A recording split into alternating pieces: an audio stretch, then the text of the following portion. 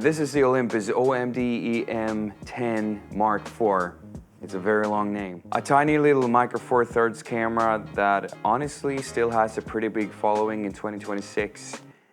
And I kind of get why. It's small, lightweight, has a fantastic image stabilization, great colors, and it's actually really fun to shoot with. But it's also a camera that shows its age in a few important ways. So in this video, I want to break down the good, the bad, and the ugly of the E-M10 Mark IV.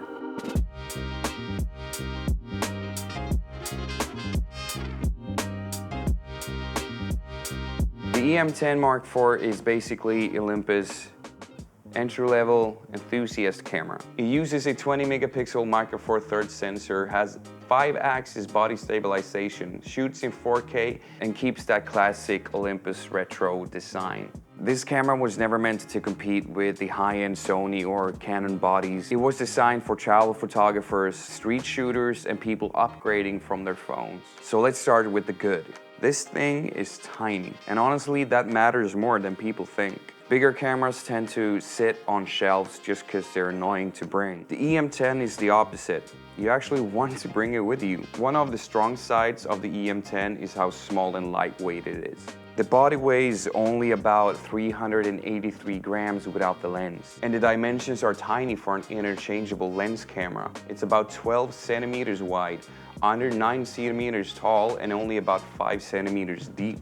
And this sounds simple, but smaller cameras actually gets used a lot more. A lot of photographers buy large cameras because they want the best specs, but usually just end up leaving them at home. And the Olympus is kind of the opposite experience. Now let's talk about stabilization, because this is honestly one of the biggest reasons people still love Olympus cameras. Olympus has always been famous for stabilization, and this camera still delivers. The E-M10 uses 5-axis in-body stabilization, also known as IBIS. And Olympus rates it for up to 4.5 stops of stabilization compensation. So basically the sensor physically moves inside of the camera to compensate for the shake. That's why handheld movement from the Olympus cameras usually looks surprisingly good. And this matters for both photography and video. For photography, you could shoot at much lower shutter speeds handheld than you normally could. Normally with a small camera like this, shooting at something like 1/10th or 1/5th of a second handheld would be risky. In 2026, handheld footage from the E-M10 still looks very impressive compared to other entry-level cameras. Now let's talk about something that Olympus fans are almost weirdly obsessed about, the colors. Olympus colors look fantastic. Skin tones are nice, greens are natural, and blues aren't oversaturated. And honestly, the JPEGs coming straight out of camera are some of the best in the industry. Olympus cameras have always had a reputation for producing really pleasing colors straight out of camera, especially skin tones, greens, blues, and warm highlights. And the reason why people like the Olympus color science so much is because the images straight out of camera look very natural without looking boring. Some cameras push their colors really aggressively, and some just look very flat and clinical. Olympus usually sits somewhere right in the middle of that. Rich colors, warm tones, good contrast, but still very believable. You shoot, you transfer to your phone, post it, done.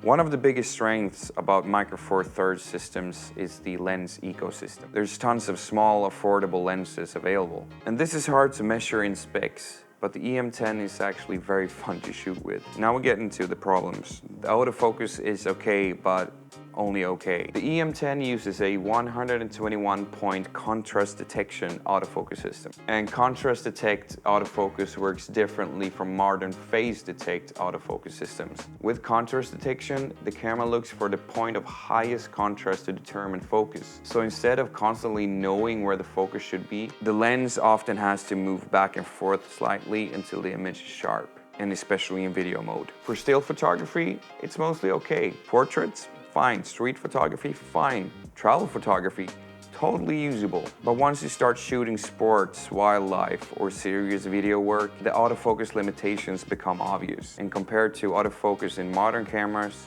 it just feels behind. Now, low light is probably the biggest compromise with this camera. The E-M10 uses a micro four thirds sensor, which is physically smaller than a APS-C sensor or a full frame sensor. And a smaller sensor means smaller individual pixels. Smaller pixels collect less light, and less light means more noise, less dynamic range, weaker shadow recovery, and worse high ISO performance. Now, to be fair, the stabilization actually helps to compensate for this. You can shoot lower shutter speeds handheld, but that only works if your subject stands still. So who is this camera for? It's for travel photographers, street photographers, casual creators, beginners, people upgrading from the smartphones, or anyone who values portability. The final verdict? The E-M10 is a camera that slowly wins you over. On paper, it looks outdated, but when you actually use it, it's charming. The stabilization is fantastic, the colors are beautiful, the size makes you want to carry it everywhere, but at the same time, the autofocus limitations, weak video feature sets, lack of mic input, and aging sensor technology are becoming harder to ignore in 2026.